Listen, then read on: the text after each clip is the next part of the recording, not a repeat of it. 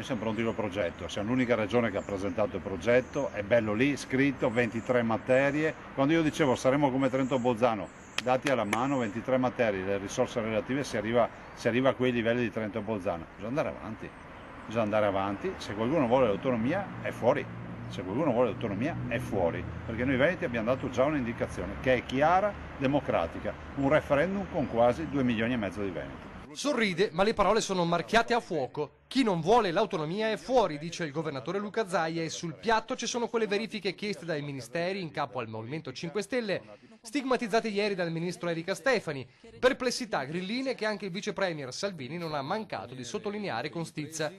Approfondimenti che al Carroccio sembrano sgambetti per rallentare la corsa di un progetto che già c'è. Domandare è lecito e rispondere è cortesia, dopodiché basta. Basta, anche perché voglio ricordare che i 5 Stelle sono stati a nostro fianco nel chiedere il voto per l'autonomia in Veneto. E sono stati a nostro fianco per scrivere il programma di governo di questo governo dove si parla dell'autonomia del Veneto.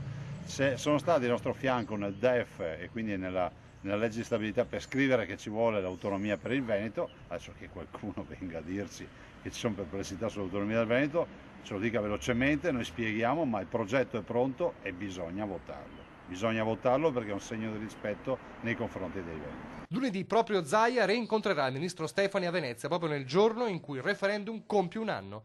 Una data nella quale avrebbe voluto poter festeggiare anche la firma dell'intesa. Secondo lei noi veneti abbiamo paura di ste robe? Cioè abbiamo riempito le urne il 22 ottobre 2017 e andiamo avanti per la nostra strada. Noi vogliamo l'autonomia, ci meritiamo l'autonomia ed è legale perché l'abbiamo vinta in tribunale questa partita. Il fatto che ci siano andati quasi 2,5 milioni di veneti non vuol dire che c'è andato un partito, ma sono andati prima di tutto i veneti a votare, di destra, di sinistra, di su, di giù. Tutto questo mentre la burrasca di governo continua sul filo della manovra e del condono, ma, dice Zaia, pensare che l'autonomia diventi agnello sacrificale sull'altare delle polemiche è impensabile, governo o non governo. È la madre di tutte le battaglie pensare che si tirino fuori scuse per l'autonomia, no. Io auguro che si facciano 5 anni, però con l'autonomia.